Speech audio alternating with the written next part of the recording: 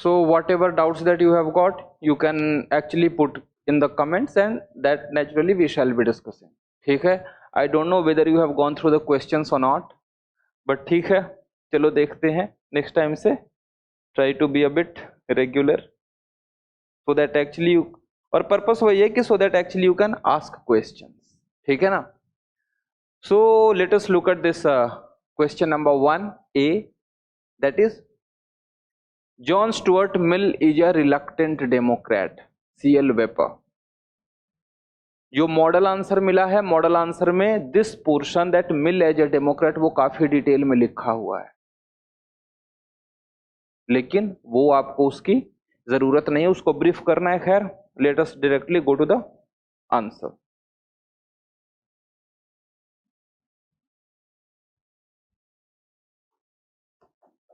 मिल as reluctant democrat. बैठो.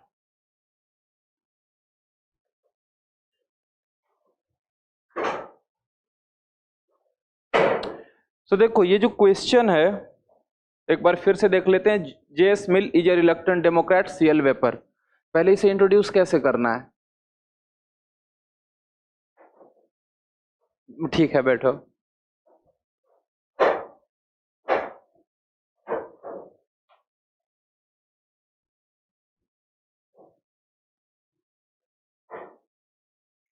कैसे introduce होगा ये? सोच के बताओ. आपने ठीक है, आपने आंसर लिखा है, but still just think now.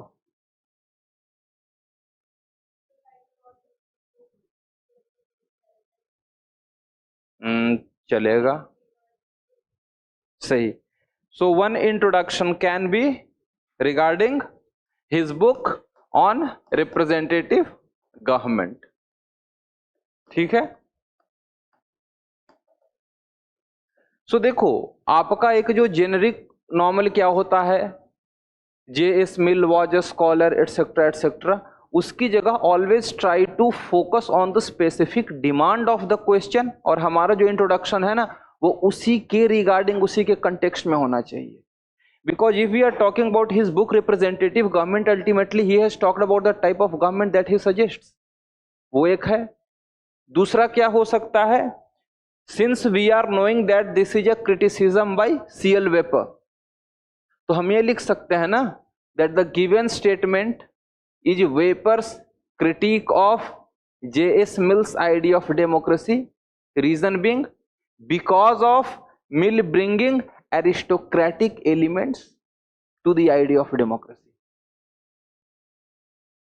तो दूसरा इंट्रोडक्शन का तरीका क्या हो जाता है कि you write about the context, कि कंटेक्स्ट क्या है क्वेश्चन का, या in what context the statement has been said, और in what context the question is being asked. बात है वो मामला उलट जाएगा ना अगर हम बात करें Mill as a champion of democracy, लेकिन क्वेश्चन है एज ए रिलक्टेंट डेमोक्रेट. हाँ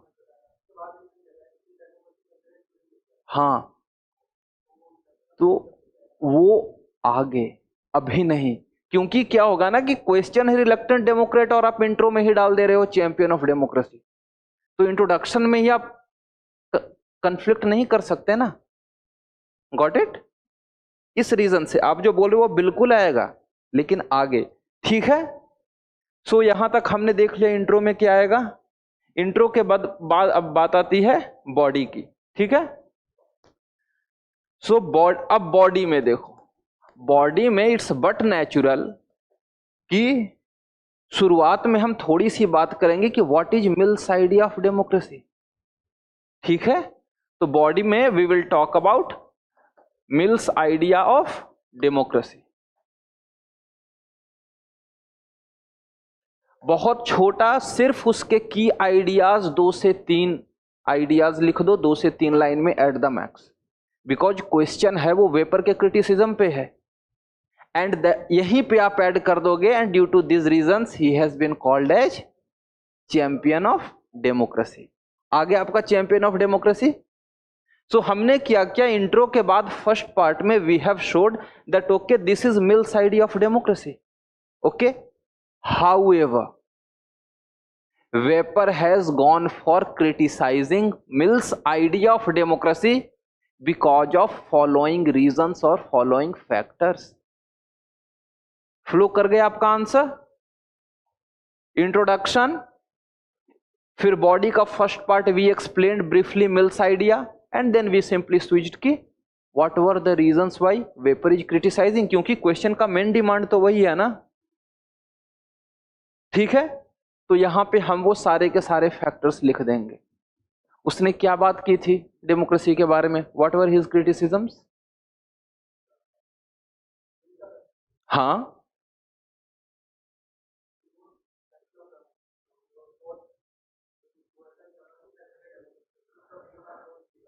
तो एक ये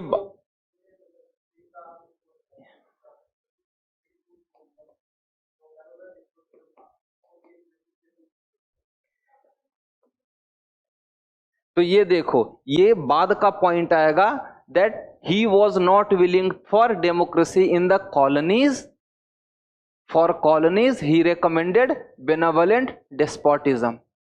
ठीक है, उसके बाद उसने जब बात की थी किस चीज की, मल्टीपल वोटिंग.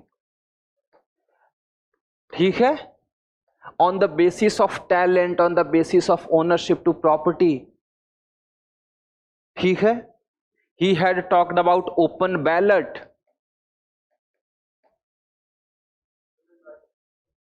विमेन राइट तो पॉजिटिव में आ जाएगा ना. विमेन राइट की अभी हम क्रिटिसाइज कर रहे हैं कि उसके कौन कौन से आइडिया क्रिटिसिज्म के लायक हैं. विमेन राइट है वो तो पॉजिटिव, वो तो ऊपर वाले में आएगा ना. Since he talks about women rights that is why he champion of democracy. यहां पे अपन को सिर्फ उसके वो आइडियाज लिखने हैं जिसके कारण कि उसे क्रिटिसाइज किया जाता है. हाँ, ये जो उसका है मल्टीपल वोटिंग वाला ना, उसने वही बात की थी कि लोग जो ज्यादा टैलेंटेड है ना उनका ज्यादा रिप्रेजेंटेशन होना चाहिए, they should have multiple voting. He talked about strengthening the upper house. So इन सारी चीजों के कारण क्या होता है that you are bringing in aristocratic elements to the democracy.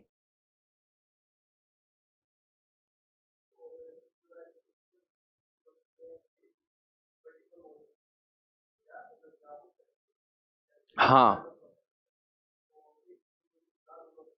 Exactly.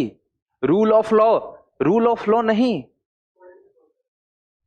एक मिनट, उसके लिए मैं आपको आइडिया बता रहा हूं, उसके लिए अपन को क्या लिखना है. और ये आप अक्सर अंबेडकर वाले में आओगे.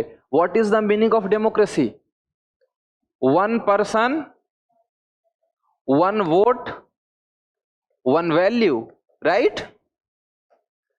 तो आपने क्या किया, सबसे पहला जो डिक्टम है वन पर्सन वन वोट, आपने तो इसी को नलिफाई कर दिया ना. And more over since he is segregating people on the basis of their talents, he is also rejecting the idea of one value. हो गया, इतना ही था इसमें कुछ अलग थोड़े ना लिखना था. रूल, एक मिनट थोड़ा सा देख रहा हूं ऑनलाइन कोई सवाल है क्या. नहीं, अभी तक नहीं है. रूल ऑफ लॉ को किस तरीके से, because he was not violating the law. देखो अगेन वो तो डिपेंड करता है ना, उस तरीके से अगर आप ला सकते हो तो ले आना, लेकिन चूंकि अपन डेमोक्रेसी के साथ क्वेश्चन डील कर रहा है ना. ठीक ठीक है, इफ यू फील लाइक ले आना. देखो लाने को तो ला सकते हो, लेकिन बात क्या है ना कि एग्जामिनर के केस में हमेशा कोशिश ये करना ना एग्जाम में कि सिंपलेस्ट चीजें जो कि सिंपल तरीके से आप एग्जामिनर को समझा सको. भारी भरकम घुमा फिरा के आप लिखोगे rule of law is the basis of any democracy since he was bringing inequality because people. तो ये थोड़ा लिखने में भी आपको लंबा, और इसको जस्टिफाई करने में आपको 3 लाइन एक्स्ट्रा लिखना पड़ेगा. लिखने को आप बिल्कुल लिख सकते हो, लेकिन अपने पास ऐसे की इतना स्पेस नहीं है ना. आप समझ रहे हो मैं क्यों बोल रहा हूं, इस कारण से. ठीक है, I hope I am clear, ठीक है ना? ठीक है, सो इन बेसिस पर he has been called as a reluctant democrat. हाँ बिल्कुल, हाँ, क्योंकि वो सारी की सारी चीजें उसी में आ गई ना कि जब वो एजुकेशन के बेसिस पर, प्रॉपर्टी के बेसिस पर बात करेगा, वो बोलता था कि एक वोट तो सबको दो, लेकिन जो बाकी लोग हैं ना उनको ज्यादा वोट दो, people who are more talented, जिनके पास ज्यादा अंडरस्टैंडिंग है उस चीज के रिगार्डिंग। ठीक है, ओके। अब देखते हैं अगला question, Plato as enemy of open society. देखो ये वाला जो सवाल है ना, क्या आप सजेस्ट करो क्या लिखना है? बिल्कुल सही।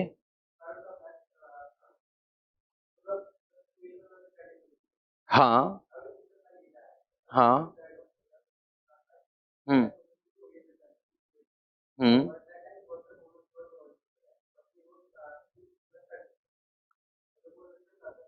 हाँ। हम्म। देखो वो, हाँ बोलते रहो। हाँ।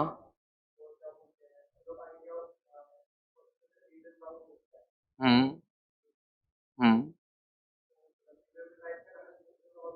आप विमेन राइट पर बहुत ज्यादा स्टक हो, वो वैसे ऊपर में देखो, पॉजिटिव ये बिल्कुल आप डाल सकते हो कि whatever the Mill suggestions it were perhaps suitable for that time, लेकिन उससे अच्छा रहेगा ना in contemporary times. However in contemporary times Mill's ideas regarding democracy seems outdated and perhaps that is why Weber has criticised him as reluctant democrat. हाँ आप aren't को लेकर आ सकते हो, आप नेहरू को लेकर आ सकते हो कि क्योंकि इसने क्या, इसने कॉलोनीज के बारे में बोल रहा था ना कि you are not suitable for democracy, तो इसलिए जरूरी नहीं कि हर थिंकर के साथ अग्री कर जाए।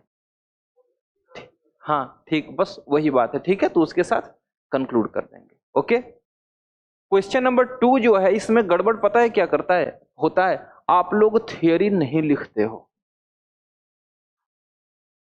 ये इसमें सबसे बड़ी दिक्कत पड़ती है। पॉपर ने कहा है, अगेन इसके इंट्रोडक्शन के रिगार्डिंग, एक तो we can talk about context कि पॉपर ने क्रिटिसाइज किया है open society and its enemies में, ठीक है,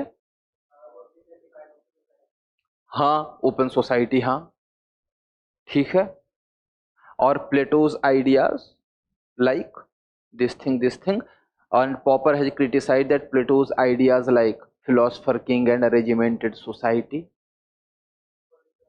हाँ, ये सारी चीजें, this is what I wanted to listen from, कि जब आप होलिज्म और एसेंशियलिज्म की बात कर रहे हो ना, हकीकत में थियरी तो वही है कि जो पॉपर ने क्रिटिसाइज किया है, 3 बेसिस हैं, क्या क्या है? होलिज्म, एसेंशियलिज्म, हिस्टोरिसिज्म, ठीक है। तो आप जब लिखोगे तो इन 3 बेसिस पर उसने क्रिटिसाइज किया है, और इन 3 बेसिस, होलिज्म का मतलब क्या है? Yes, whole is prior to individual. वो क्या कहता है ना, state is individual writ large, he does not talk about right of individual but right of the state. और पॉपर वही कहता है कि टोटलिटेरियन सोसाइटी का this is the characteristic, because when you talk about fascist regimes, और even उसने Marx को भी तो वही बात बताई थी ना, when he was talking about marks, popper, उसने क्या, मार्क्स और हीगल की बात की थी। मार्क्स ने भी क्या, he Marx was also not concerned about rights of individuals, he was talking about the society. और हीगल ने भी कह रखा था that state is march of God on earth, कि सब कुछ स्टेट का, individual has got no existence. But Popper he was a liberal, तो लिबरलिज्म में क्या है, it is the individual who has to get the priority. So ये आपका हो गया होलिज्म। एसेंशियलिज्म क्या है? यस, वो जो है ना थियरी ऑफ उसका फॉर्म्स है कि idea, reality is the shadow of ideas, वो वाले बात में करता है। एंड पॉपर कहता है कि when you are talking about ideas, ideas might differ. आप उसको टेस्ट कैसे कर सकते हो कि सही क्या है गलत क्या है? तो you can not objectively assess it.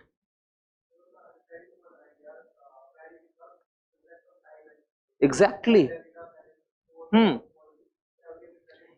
इतना ज्यादा नहीं, 10 नंबर वाला ही है, तो समझने के लिए ठीक है, आंसर में इतना ज्यादा नहीं लिखने का, बस पॉपर ने क्या बोला है बात खत्म। ठीक है ना? क्योंकि हमें नॉलेज शो ऑफ नहीं करना है, नंबर चाहिए, इसलिए बिल्कुल सिंपल रखना है, चीजों को मुश्किल नहीं करनी है, बिल्कुल सिंपल रखना है। नहीं, इंटरलिंकेज बिल्कुल होना चाहिए, मैं आपको बता दूंगा कैसे इंटरलिंकेज करना है। पता है कुछ लोग कहीं पे यहां पे मनु को लेकर आ जाते हैं, कुछ और लेकर आ जाते हैं, I have seen the copies. तो उस तरह, हाँ, उस तरह के इंटरलिंकेज से मैं बचाना चाहता हूं, क्योंकि देखो ऊपर से अगर सपोज करिए 15 मार्क कर रहता, you are running short of content, तो definitely bring in that idea. लेकिन जब हमारे पास कोर कंटेंट ही इतना है, ठीक है, ये हो गया essentialism, second is historicism, third is historicism. तो वही है, क्योंकि ये क्या कहता है कि ultimately there is only one way in which history will move और द टाइम विल मूव, कि अल्टीमेटली आपका जो एग्जिस्टिंग सोसाइटी है that is going to degrade, and the philosopher king is the only way to save the society from this degradation. तो that historicism, Popper is saying that you are ultimately, yes, बिल्कुल सही, क्योंकि आप Karl Marx का देख लो, Hegel का देख लो, सबने वही कर रखा है। मार्क्स ने भी वही कहा ना कि हिस्टोरिकली जो सोसाइटी चेंज हुआ है it is out of conflict without talking about any proof, so this is ultimately Plato is giving a teleological reasoning. ठीक है, सो इसी के बेसिस पर है कि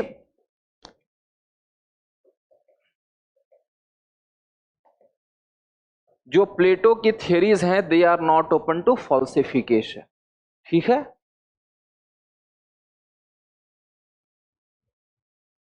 लेकिन नीचे जाकर के naturally we have to defend Plato. Rajeev Bhargava तो हैं ही आप, सिडनी हुक है ही, यस, ये सिडनी हुक का ही है कि how he can be so sure if there is so much ambiguity. और राजीव भार्गवा ने यह कहा है कि दिस इज आइडियोलॉजिकली मोटिवेटेड। हाँ, पॉपर का जो क्रिटिसिज्म है वो आइडियोलॉजिकली मोटिवेटेड है। ठीक है,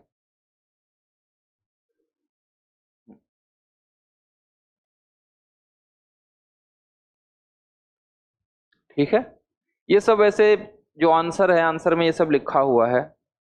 बस आंसर से मैं फिर से बता रहा हूं, आंसर को रटना नहीं है, मैं साफ बोलता हूं। आंसर में आपकी जरूरत से ज्यादा कंटेंट रहेगा, तो अगर आपके नोट्स में कुछ गैप्स हैं, उन गैप्स को फिल, वहां से मटेरियल उठा करके आपने फिल कर लिया। ठीक है ना? जैसे मैंने डैम्प में वो सोशलिज्म वाला जो आंसर है, आप शायद गई नहीं हो, डैम्प के जो आंसर है जो 4th डे वाला था, उसमें सोशलिज्म बिफोर मार्क्स, तो उसमें मैंने 2-3 कैटेगरी बता दी है। तो वहां से आपको क्या करना है, वहां से उठा करके अपने नोट्स का पार्ट बनाना है, रादर देन कि उसको स्टेपल करके नया नोट बना लिया। क्योंकि आई डू नॉट वांट कि आपको दोबारा से पढ़ना पड़े अपने ये चीज को। बस जहां पे गैप्स हैं, गैप को फिल करो, बात खत्म।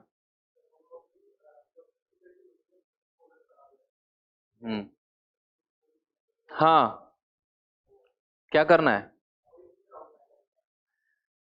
देखो यार, रास्ता कोई नहीं है, याद तो करना ही पड़ेगा over a period of time. जब आप लिखोगे 3 बार 4 बार रिवाइज करने लगते हो ना, and do not go for too many scholars. जैसे अगर प्लेटो है, प्लेटो से रिलेटेड 2 स्कॉलर, हॉब्स 2 स्कॉलर, इसी तरीके से। और कैसे अब आप हुक के साथ या किस चीज के साथ आप उसके अपने दिमाग में रखते हो, क्योंकि यार अब कंटिन्यूअस रिवीजन के अलावा कोई इसका रास्ता नहीं है। Continuous revision is the only way out, कि जब भी आप प्लेटो को रिवाइज करना तो ठीक है, ये स्कॉलर सपोर्ट में है, ये स्कॉलर क्रिटिसिज्म में है, वो दिमाग में डाल लेना है। ठीक है। अब question number 2, critically examine Machiavelli's views on religion and politics.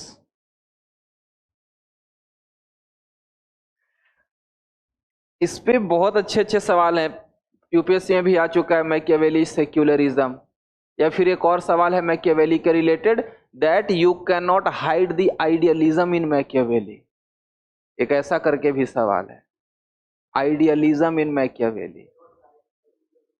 हाँ, ये क्वेश्चन है, मतलब somewhere Machiavelli was an idealist. हाँ, ये एक सवाल है, मेरे पास है नहीं बुक में लाकर दिखा देता। सोचो ये कौन सा आर्ग्यूमेंट आप इस पे दोगे, और उसी के बेसिस पर मैंने इस बार टेस्ट सीरीज में, मेंस टेस्ट सीरीज में क्वेश्चन दिया था, idealism in Chanakya Kautilya. You have read him as a realist, right? But somewhere there is an idealism.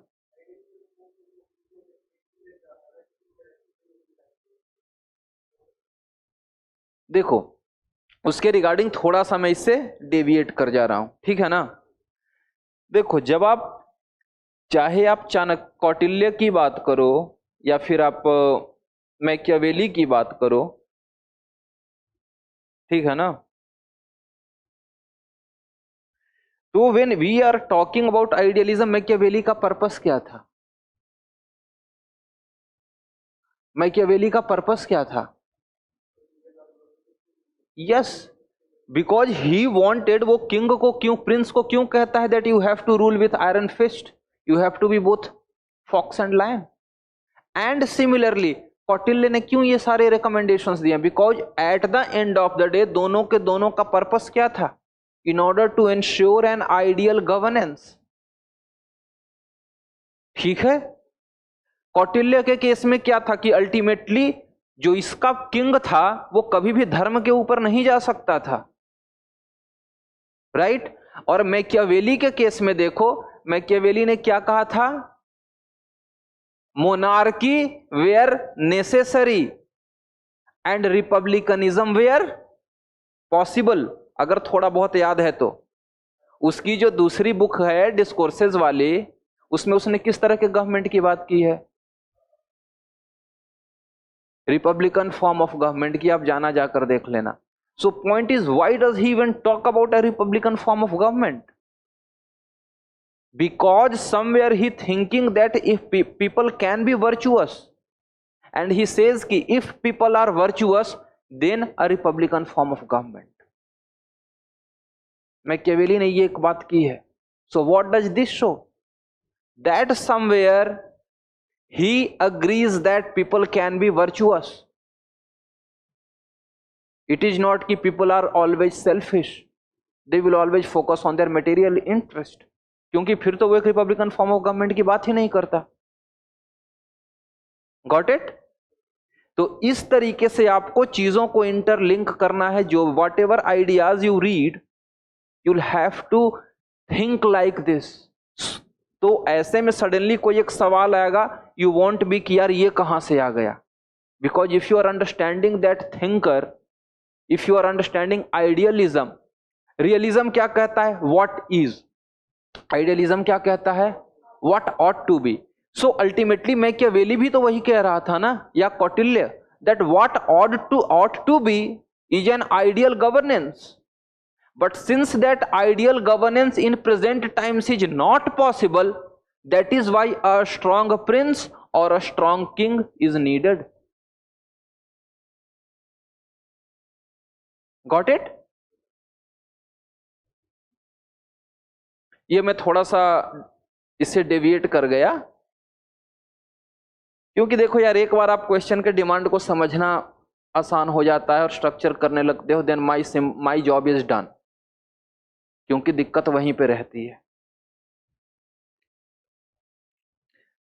मैकियावेलीज views on religion and politics, ठीक है। तो इसमें क्या करना है, इसका स्ट्रक्चरिंग, इसकी स्ट्रक्चरिंग तो कोई मुश्किल होनी नहीं चाहिए। सबसे पहले हम क्या बात करेंगे,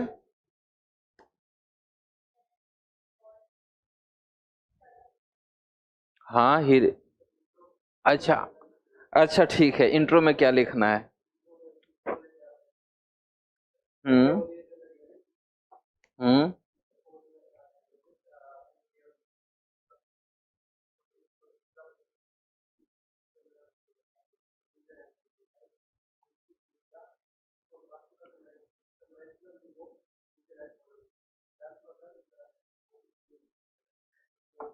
कुछ कुछ इसी तरीके से, हाँ, that ultimately he was the first, Machiavelli was the first scholar to separate church and the state, ठीक है ना, and since he was a realist, realist तो एक चीज है, क्योंकि church was, according to him the church was the reason behind the prevailing corruption and lack of unification within Italy, 5 अलग अलग प्रिंसिपैलिटीज में डिवाइडेड था। तो उसके बाद फिर चूंकि हम ऊपर से नेगेटिव लेकर आ रहे हैं, तो सबसे पहले then in the first part of our body we will explain Machiavelli's criticism, ठीक है।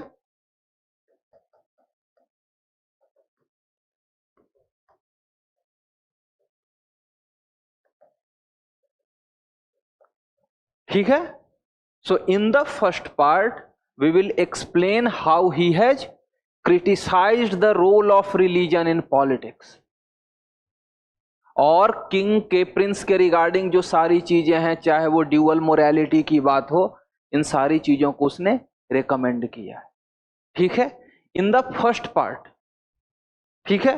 But in the second part, क्योंकि मैकियावेली का रिलीजन को लेकर दो व्यूज थे, one thing is he was against the interference of religion in the process of governance, but at the same time he was also aware of the utilitarian approach or the benefit of religion in politics, क्योंकि जब वो king को, Prince को कहता है कि भले ही वो डज नॉट बिलीव, भले ही वो एथिस्ट हो, but he has to participate, yes, he has to participate with great pomp and show, so he was very much aware about, yes, disciplining power of religion, that how prince can use religion to ensure obedience from the subjects,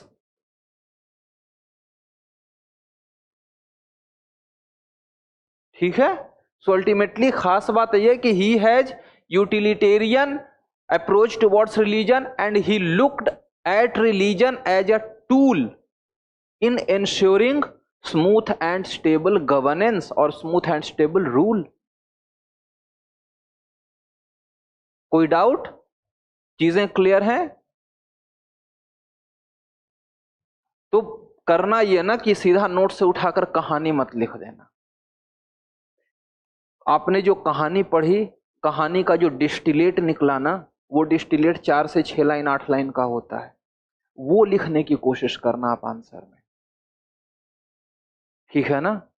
क्योंकि कितनी बार, जैसे मैंने इन लोग को question दिया था, Bhikhu Parekh idea of multiculturalism, Will Kymlicka से लेकर भीखू पारेख सब का सब लिख दे रहे, हाँ, वो नहीं करना है। आप आंसर नोट्स को पढ़ो, नोट्स को पढ़ने के बाद ना 4 से 6 लाइन 8 लाइन में आप you can explain the gist, do not go for the story.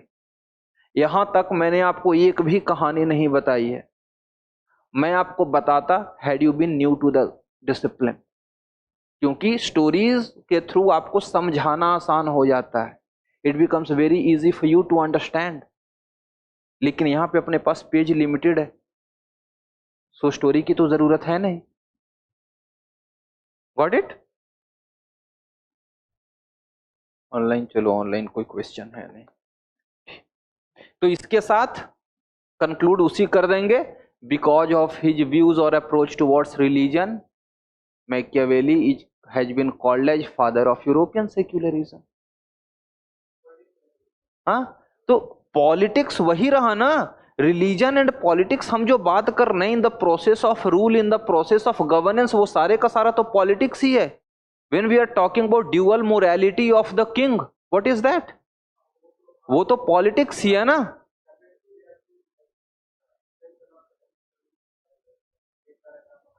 अरे नहीं नहीं नहीं नहीं नहीं नहीं, अगर वो करोगे ना तो मामला बिगड़ेगा. यहां पे क्या करना है कि हमें इन दोनों को साथ लेकर चलना है. आप क्या करोगे? Views on religion, views on politics, और उसके बाद तो ये तो व्यूज ऑन रिलीजन के ऊपर आ गया ना. हाँ, ये क्रिटिसिज्म वाला भी आ जाएगा, चाहे क्रॉक की बात करो, गांधी की बात करो, गोखले की बात करो. स्पिरिचुअल पॉलिटिक्स की बात करते थे, वो एथिकल पॉलिटिक्स की बात करते थे, ठीक है ना. लेकिन यहां पे क्या है ना कि जब हमने ऊपर से लेकर नीचे तक आए, in the very, just let me go, the very first part में जब हम क्रिटिसिज्म ऑफ रिलीजन कर रहे हैं, तो on what basis he was criticising religion?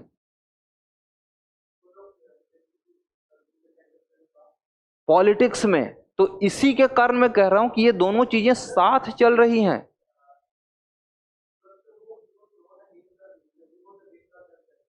Exactly.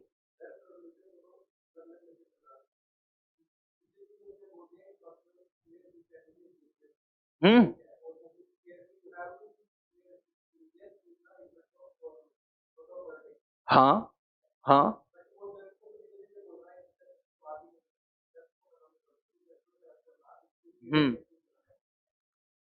हाँ. नहीं नहीं नहीं, ना ना ना ना ना ना ना ना ना ना, religion means church, religion means church. नहीं, तो दोनों चीजें हैं. रिलीजन मीन्स, पहली देखो दो चीजें हैं. पहली चीज है रिलीजन मीन्स चर्च, क्योंकि चर्च के अलावा, क्रिश्चियनिटी के अलावा कोई दूसरा रिलीजन तो था नहीं. सो that is why he was criticizing religion because of its interference, because of church's interference. So when we are talking about church, we are talking about religion. ठीक है ना. वही है, जब वो चर्च की बात कर रहा है तो church as an building, as an institute वो बात नहीं कर रहा. Church itself means religion. क्योंकि जहां भी चर्च की बात आती है ना, जैसे कि हॉब्स ने बात की है that church should be under the state, तो चर्च का मतलब क्या है? चर्च का मतलब रिलीजन है, ठीक है. But at the same time he was also aware about it's disciplinary nature, it's utilitarian nature. तो वहां पे आप थोड़ा सा कंफ्यूज हो रहे थे कि आप चर्च को और रिलीजन को अलग लेकर चल रहे थे. सो वो पर्सनल स्फेयर में कहां गया इंडिविजुअल्स के? वो तो when he is criticising religion, he is criticising because of its interference, ठीक है, उसी के बेसिस पर. लेकिन पर्सनल स्फेयर में तभी तो कहता है कि चूंकि पब्लिक को रिलीजन पसंद है, it is a part of their life, so उसके साथ तुम छेड़छाड़ मत करो, but you go along with that, so that you will gain greater legitimacy, you can ensure obedience from your citizens.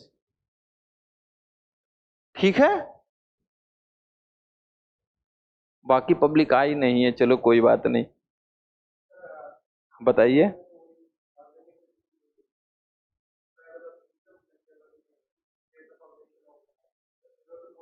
हाँ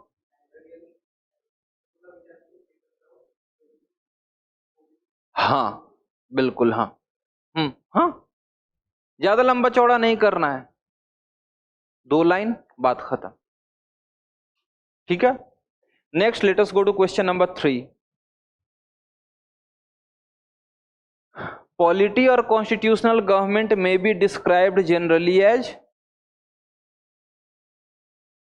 fusion of oligarchy and democracy. किसी तरह का कोई कंफ्यूजन? ठीक है, अगर कंफ्यूजन नहीं तो मेरे को समझाओ कि हाँ नहीं, क्वेश्चन नहीं, simply how polity is a fusion of oligarchy and democracy. Hmm. Hmm. हाँ हाँ हाँ हाँ। हम्म हम्म। ठीक है। तो इसकी बॉडी में क्या करेंगे अपन?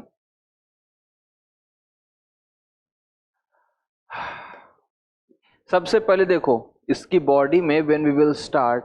हाँ बताइए। अच्छा, सीध पहले इंट्रो। इंट्रो में बहुत सिंपल सा वही है, एरिस्टोटल, या फिर नहीं, फादर ऑफ नहीं, in his study of constitution, ठीक है ना, 158 जो कॉन्स्टिट्यूशंस है, in his study of constitutions has analysed. हाँ हाँ, कि different types of governments and,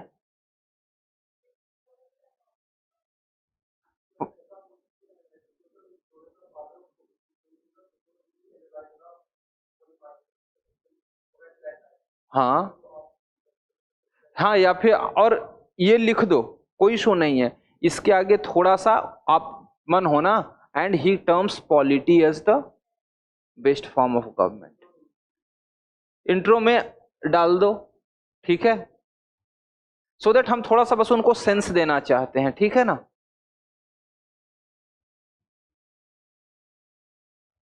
और उसके बाद फिर सबसे पहले when we are talking about the body, तो बॉडी में हम क्या करेंगे सबसे पहले कि we will explain about all those things, चाहे आप मोनार्की की बात करो, एरिस्टोक्रेसी की बात करो, डेमोक्रेसी की बात करो, कि on which categories he, on which criteria he rejects all this, क्योंकि उसने तीन आइडियल, तीन परवर्टेड फॉर्म की बात की थी। सो वी विल एक्सप्लेन कि why he rejects all this.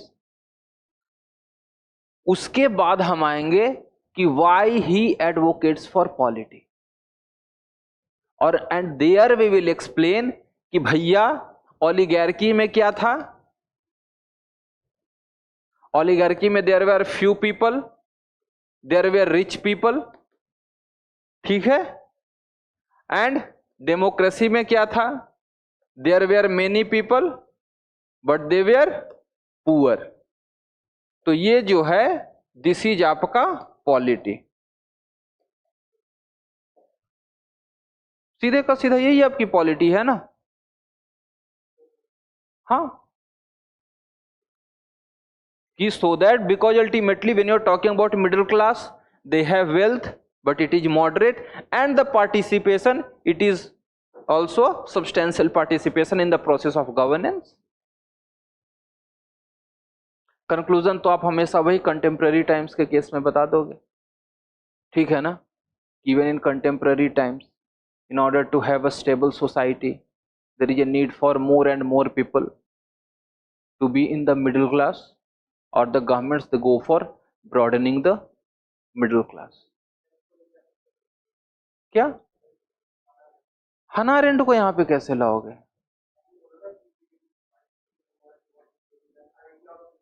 लेकिन सिविक, वो हना अरेंट क्या बात कर रही थी, दोनों जगह का डिफरेंस देखो। हना अरेंट बात कर रही थी participation in the political sphere, but he is not just talking in the political sphere, he is also talking कि जो प्रॉपर्टी वाले लोग हैं they should be more and their participation should be in the political sphere. He is not talking about that everyone should participate in the political sphere. समझ गए आप? तो यहां पे चूंकि ये प्रॉपर्टी के साथ एसोसिएटेड है ना, इसका इसका क्रिटिसिज्म तो ये रहेगा, इसका क्रिटिसिज्म एज सच कि ठीक है पॉलिटी तो रिस्ट्रिक्ट करता है, और देखो हर आइडिया का क्रिटिसिज्म होता नहीं है। जैसे कि एरिस्टोटल का क्या था, rule of law is better than rule of one, जो उसने क्रिटिसाइज किया। अगर ये स्टेटमेंट आ जाएगा, इसको कैसे क्रिटिसाइज आप कर सकते हो?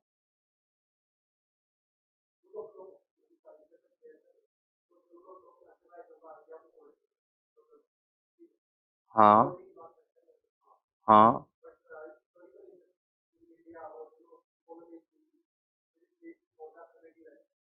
देखो ये आप चीजों को बहुत ज्यादा स्ट्रेच कर दोगे, बहुत ज्यादा स्ट्रेच कर दोगे, क्योंकि एफर्मेटिव एक्शन भी तो रूल ऑफ लॉ के अंडर में ही आता है ना।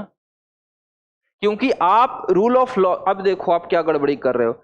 रूल ऑफ लॉ ठीक है आपने लिखा, उसका आपने कह दिया इक्वलिटी बिफोर लॉ, सही है। तो ये आप अपनी मर्जी से डाल रहे हो ना कि equality before law does not mean affirmative action, ये आपकी अंडरस्टैंडिंग है ना। तो आपने अपनी मर्जी से एक आइडिया पुट किया और फिर आपने अपने ही आइडिया को फिर उसे क्रिटिसाइज किया। Are you getting? क्योंकि आपने क्या किया, रूल ऑफ लॉ ठीक है, इक्वलिटी बिफोर लॉ भी ठीक है, नहीं तो जबरदस्ती नहीं घुसाना है क्रिटिसिज्म की हर जगह मेरे को डालना ही डालना है। अब कांट का आइडिया आ जाएगा, categorical imperative, can you criticise that? You can not criticise that. अब जैसे कि फॉर एग्जांपल सेन का जो है capability approach, can you criticise that? हर आइडिया को क्रिटिसाइज नहीं कर सकते ना, जो सही आइडिया है वो सही आइडिया है। जैसे participation of women in the political sphere, जेस मिल का, कैन यू क्रिटिसाइज दैट? लेकिन उसका फिर भी एक क्रिटिसिज्म है, उसका क्रिटिसिज्म यह है कि मिल का फोकस विमेन का एमेंसिपेशन नहीं था, बल्कि improving the process of governance था। तो ये मिल का क्रिटिसिज्म आ जाता है।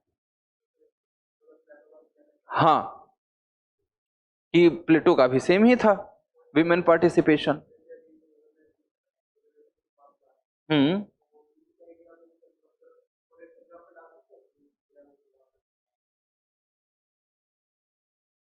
पार्टिसिपेशन देखो, दो चीजें हैं, एक है पार्टिसिपेशन, दूसरा है रिप्रेजेंटेशन।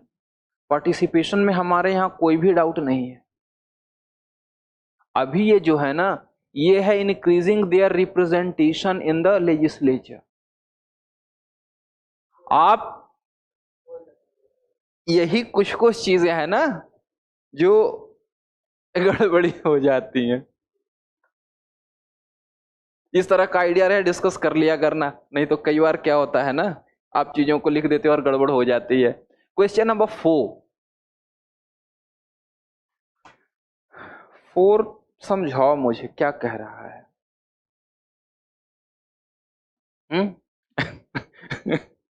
ओनस आपके ऊपर आ गया है। What is question number 4 saying?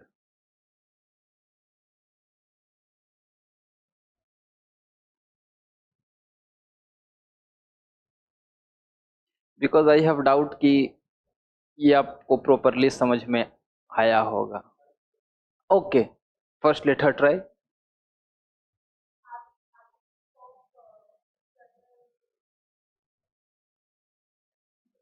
ये तो ठीक है, लेकिन हॉब्स किस कंटेक्स्ट में कह रहा है? समझाने का मतलब वो है, ट्रांसलेशन की बात नहीं है।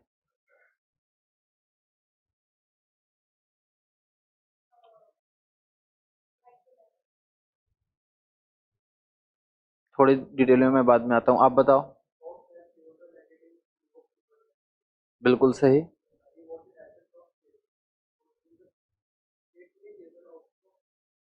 हॉब्स को स्टेट नहीं चाहिए।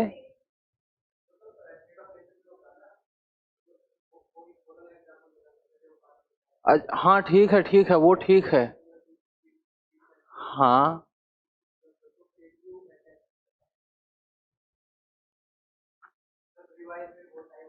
नहीं खैर कोई बात नहीं।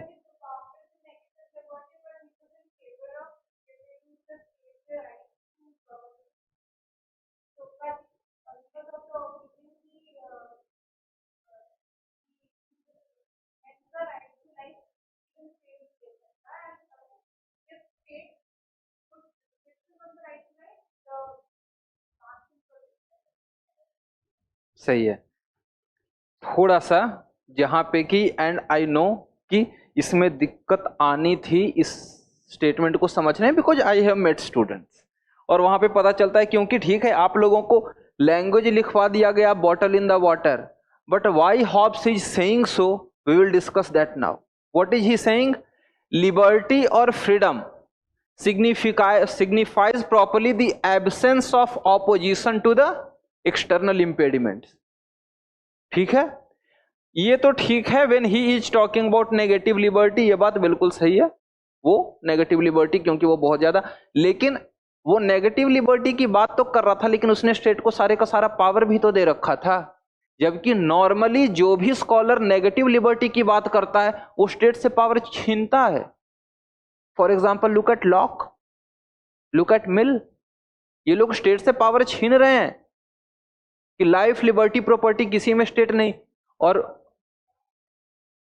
वो क्या कहते हैं? वो कहते हैं ना कि स्टेट अगर आता है तो state compromises the liberty of individuals. ठीक है, लेकिन हॉब्स ने ऐसा क्यों कहा है वो अब हम डिस्कस कर रहे हैं. देखो हॉब्स क्या कहता है ना, when Hobbes is talking about liberty, he is talking about liberty in the state of nature. ठीक है, वो इस लिबर्टी की बात कर रहा है. स्टेट ऑफ नेचर में क्या था? that ultimately people have got only two sovereign masters, pleasure and pain. इसके कारण सिचुएशन क्या है? chaos है, मतलब कि हर किसी के डिजायर्स हैं, बट उतना तो है भैया नहीं चीजें फुलफिल करने की.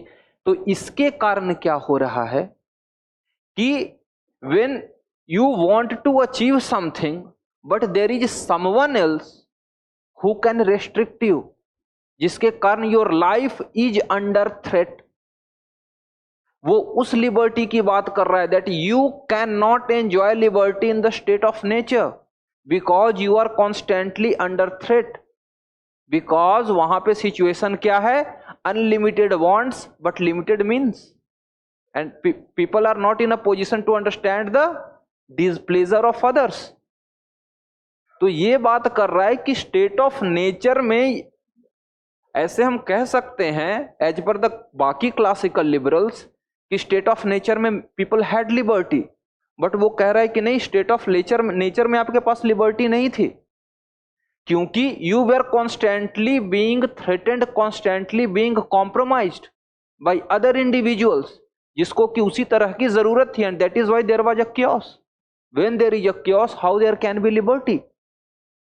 तो जब वो ये लाइन कर रहा है absence of opposition in external impediments, but when you were in the state of nature, was there absence of opposition? Was there? तो that exactly, तो जब वहां पे impediments का absence नहीं था, then how can you say कि there was liberty in the state of nature?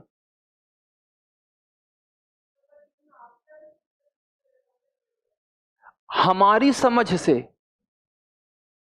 समझ से लिबर्टी नहीं थी, बट आपको, क्योंकि आपके दिमाग में आज के डेट की लिबर्टी का आइडिया है, you are more influenced by Lockean और जेस मिल्स आइडिया ऑफ लिबर्टी. लेकिन जब स्टेट एक बार बन गया और बाकी सारे सिटीजन्स ने अपने अपने राइट्स सरेंडर कर दिए, क्या बोला था? That I surrender my right on the ground that you also surrender your rights to the commonwealth. तो इसका मतलब कि किसी के पास अब वो कुछ भी करने का हक नहीं है. So at least you can have your life comfortably. Plus उसने क्या कहा है? Liberty is where law is silent, कि जहां जहां बस स्टेट कहता है आप उतनी चीजों को कर सकते हो. तो हॉब अगेन आपको हॉब्सियन आइडिया ऑफ लिबर्टी पे जाना होगा. आप मॉडर्न आइडिया ऑफ लिबर्टी से अगर आप समझने की कोशिश करोगे, naturally you will face the challenge. क्योंकि वो कह रहा था कि वहां पे जो external, there were multiple impediments in the state of nature, so that is why आपके पास लिबर्टी नहीं थी. लेकिन इन द स्टेट ऑफ, एक बार स्टेट बन गया तो all those impediments that you were having, वो इंपेडिमेंट खत्म हो गए. So now after the state coming into existence, now you can enjoy your liberty. आप उसे लिबर्टी टू लाइफ कह सकते हो, ठीक है ना? लिबर्टी या राइट टू सेल्फ प्रिजर्वेशन आप बात कर सकते हो. तो आप एक बार लिबर्टी को समझने की कोशिश करो फ्रॉम हॉब्सियन पर्सपेक्टिव, क्योंकि लॉक से देखोगे फिर तो आपको लगेगा कि स्टेट तो हिलने नहीं दे रहा है, लेकिन वो पर्सपेक्टिव नहीं, हॉब्स के पर्सपेक्टिव से देखो कि जितना थ्रेट आपको स्टेट ऑफ नेचर में था, क्या स्टेट के एग्जिस्टेंस के बाद आपको उतने थ्रेट्स हैं? सो that is why now you can enjoy your liberty and state is ensuring that. हाँ बताइए। हाँ। हाँ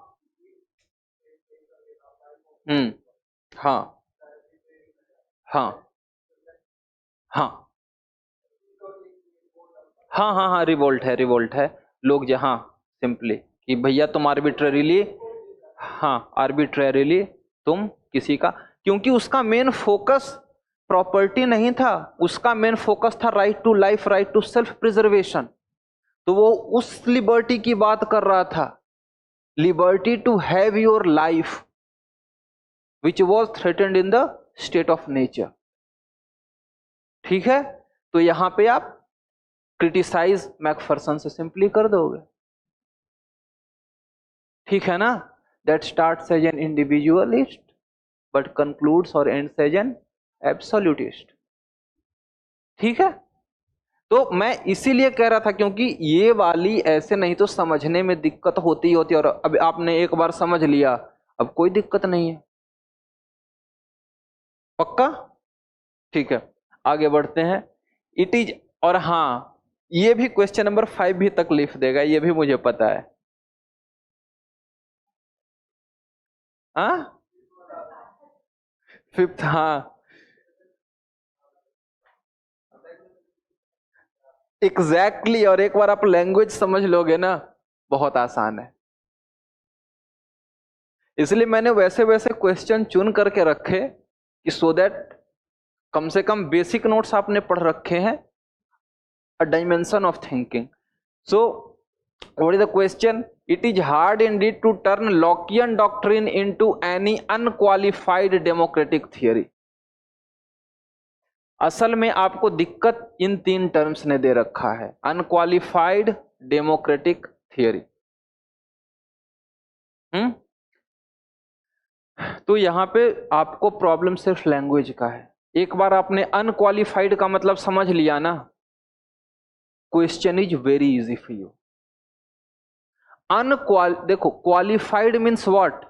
qualified means that only under these certain considerations. Unqualified means irrespective of consideration. ठीक है ना? कि जो लॉकियन आइडिया ऑफ डेमोक्रेसी है वो कोई यूनिवर्सल आइडिया ऑफ डेमोक्रेसी नहीं है, उसके ऊपर सर्टेन रेस्ट्रिक्शंस, सर्टेन लिमिटेशंस लगे हुए हैं। सो दैट इज वाई आप देखो, इट इज हार्ड, मतलब कि ये मुश्किल है कि हम इसको अनक्वालिफाइड डेमोक्रेटिक थियरी कहें। Unqualified means unconditional, simply term है अनक्वालिफाइड मतलब अनकंडीशनल। ठीक है ना? आई होप अनक्वालिफाइड की जगह अनकंडीशनल रहता तो आप ज्यादा आसानी से समझते। ये PYQ है। हाँ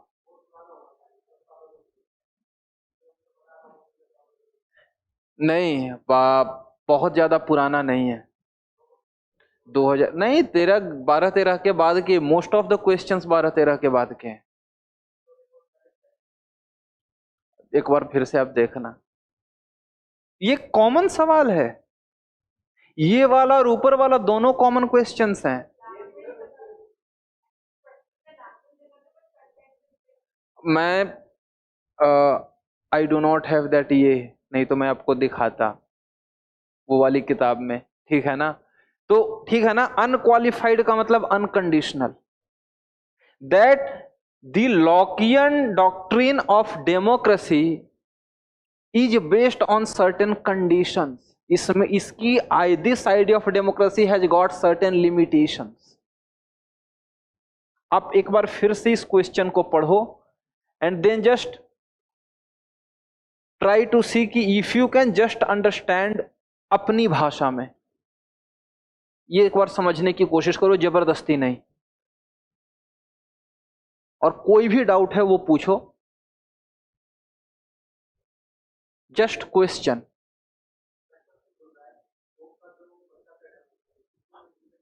हाँ, बस इतना ही है, समझ गए? तो हमें बस बता देना है कि लॉक का जो थ्योरी ऑफ डेमोक्रेसी है उसमें क्या क्या कमियां हैं, ठीक है ना? क्योंकि कंडीशन बेस्ड मतलब यही ना कि ये सारी कमियां हैं इसकी डेमोक्रेसी में। तो लॉक के थ्योरी ऑफ डेमोक्रेसी में क्या क्या कमियां हैं, दिमाग से हटा हुआ है। चलो ठीक है, आपको कुछ याद है? चलो ओके, खैर चलिए। देखो अब एक बार देखो, लॉक ने एक तो बात की थी, जब उसने रिप्रेजेंटेशन की बात की थी तो उसने दो तरह के रिप्रेजेंटेशन की बात की थी ना, एक्सप्लिसिट और टैसिट।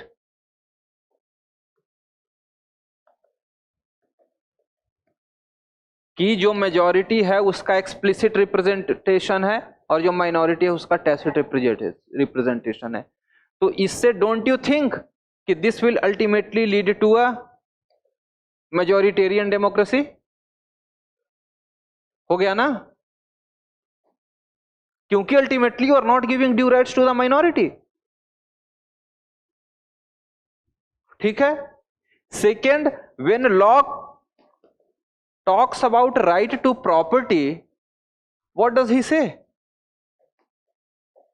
वो कहता है ना कि स्टेट के पास किसी तरह का कोई राइट्स नहीं है, state has got no right to control your self, your land, your labour, your horse, your slave, बोलता है ना?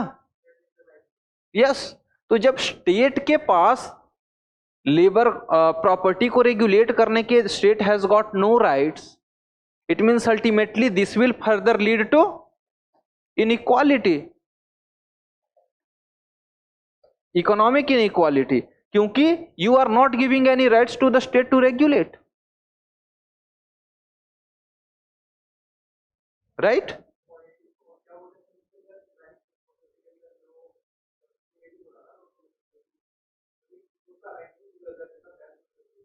हाँ, नहीं देखो सेल्फ प्रिजर्वेशन वाला,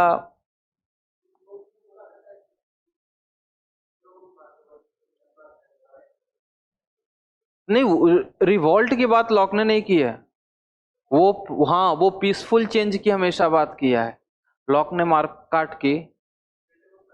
अच्छा, वो तो सिचुएशनल देखो, वो तो आज भी है ना, self preservation in self defence. हाँ डाल सकते हो कि इस तरह का यानी एक्सप्लिसिट एंडोर्समेंट, इसके कारण there can be violence, instability. अगली दिक्कत क्या है? व्हेन ही टॉक्स कि state has to be tolerant towards different religious denominations but not towards atheists, तो आप क्या अल्टीमेटली कर रहे हो? That you are not giving freedom to conscience. Be whether I want to be a religious person or an atheist, that should be my choice. So not giving freedom of conscience, that again goes against the idea of, yes, democracy, individualism.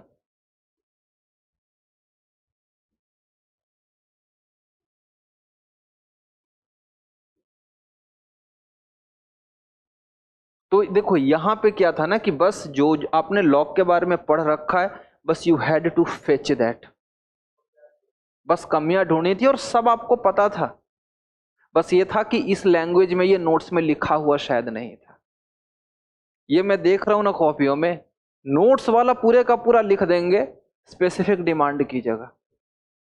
पूछ रखा है हना rent का सिर्फ एक question, उस पर उसकी चारों किताबों का नाम लिखा हुआ है। तो ये दिक्कतें हैं। Next is question number 6।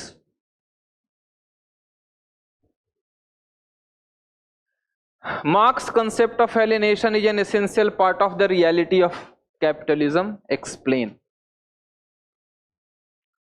So you see, when we are talking about Marxist concept of alienation, तो यहां पे हमें एलियनेशन की बात तो करनी ही है, but we will have to link that alienation with how that is part of capitalism.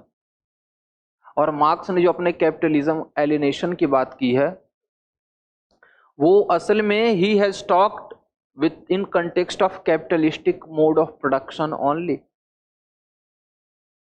ठीक है ना?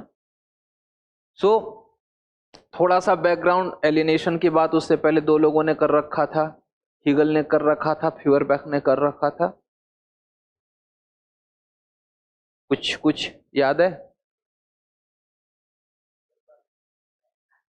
अच्छा, चलो ठीक है।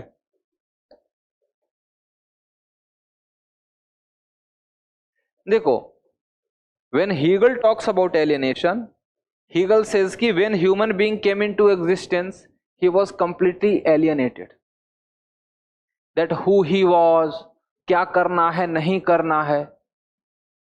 तो in order to end that alienation, आपको क्या करना था? You needed to have that knowledge about yourself. Again Hegel idea की बात कर रहा है। लेकिन एक और तरीका क्या था? That when you meet others, you get to know about others, you get to know about yourself. So that is one process of knowing yourself and ending alienation. But just by being in the society, you cannot have complete knowledge about yourself. So even by being a part of the society, you cannot completely end the alienation. ठीक है? तो उसके लिए क्या जरूरत पड़ता है? State का। कम्युनिटी सोसाइटी से तो पूरा एलिनेशन खत्म नहीं हुआ ना। So now you will be needing the state. So that is why he says, जब वो बात कर रहा है दो इसका दो, हाँ बोलो।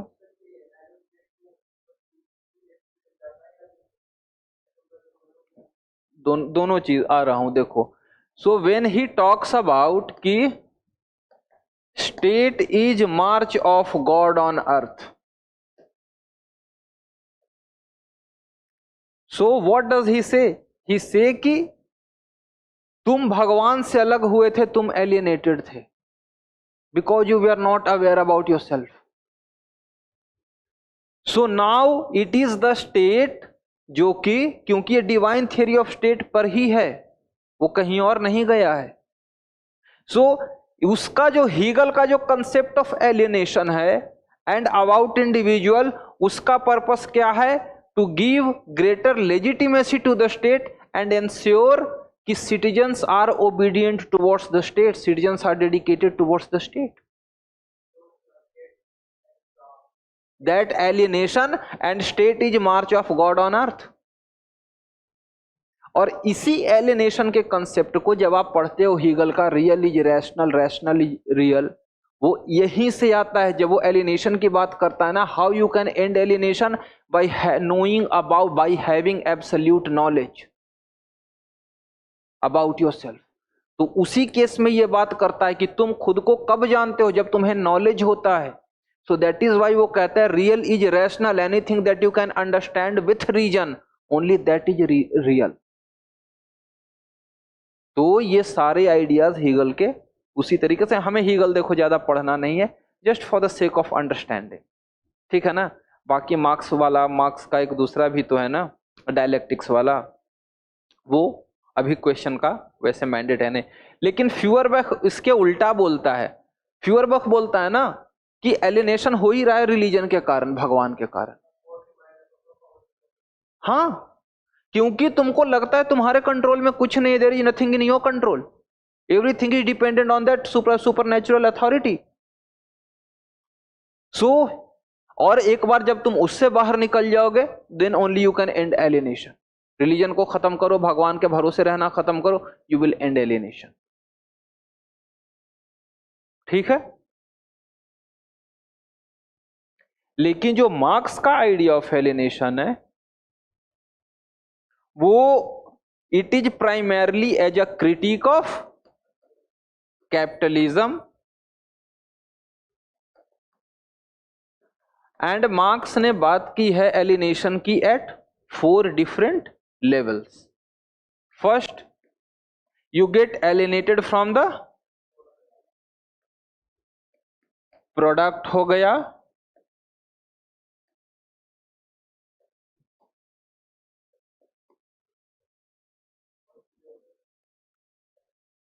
सोसाइटी, और दूसरा चौथा सेल्फ। सोसाइटी के केस में आप ये देखोगे ये भी लिखा होता है फ्रॉम अदर ह्यूमन बीइंग्स, तो वो सोसाइटी ही है।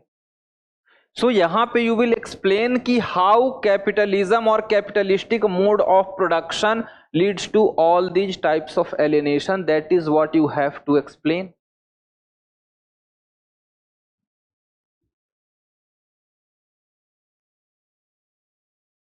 ठीक है, ओके। अगला question number 7, the state can not be understood without a thorough understanding of the civil society. ये ठीक है, स्ट्रक्चरिंग वगैरह में कोई इशू आएगा? वैसे तो लिखोगे तो पता चल ही जाएगा,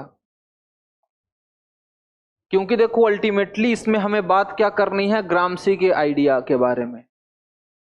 when he talks about the role of civil society, that they are not mere reflection of the base, they are not mere superstructure, but they are structure in themselves। और उनका रोल क्या है? in order to manufacture hegemony। हाँ हाँ, वो intellectuals की भी बात करता। तो यहां तक तो हो गया about the role of civil society. उसके बाद क्या करेंगे, उसके बाद वी विल से कि how he suggests about ending.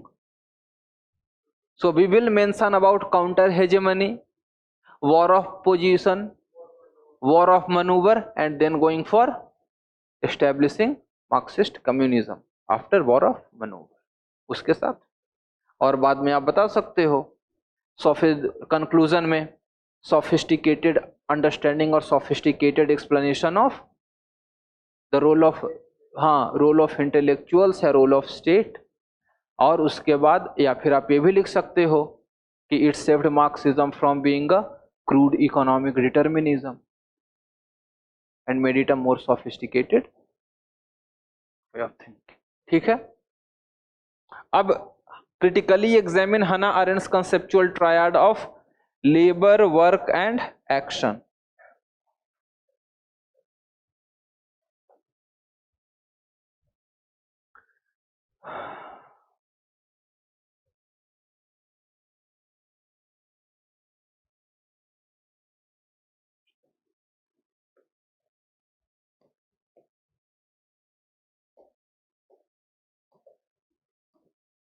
तीनों में फर्क क्या है, अगर थोड़ा बहुत याद है तो?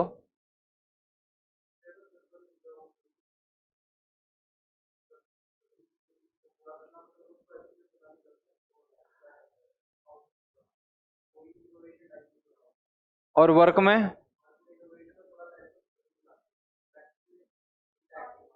हम्म हम्म, तो वही हम एक्सप्लेन कर देंगे, ठीक है ना। अब इसका क्रिटिसिज्म क्या है?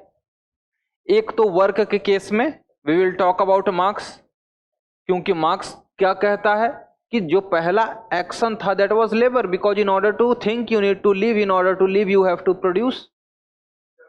हाँ, so labour was the first action. उसके अलावा इसका एक और क्रिटिसिज्म है that Arendt's idea dehumanises labour, because you are saying that this, लेकिन वो इस लेबर की बात नहीं हो रही है, वो इस लेबर की बात हो रही है दैट सेइंग दैट अगर कोई क्रिएटिव काम भी कर रहा है या फिर even if someone is living, he is not a human being, because you are saying ना कि this is not a real human condition. You are saying कि सिर्फ पार्टिसिपेशन के बेसिस पर ही human condition can be ensured. So इसका एक बड़ा क्रिटिसिज्म है दैट आरेंट डिह्यूमनाइजेस लेबर। हाँ, हम्म,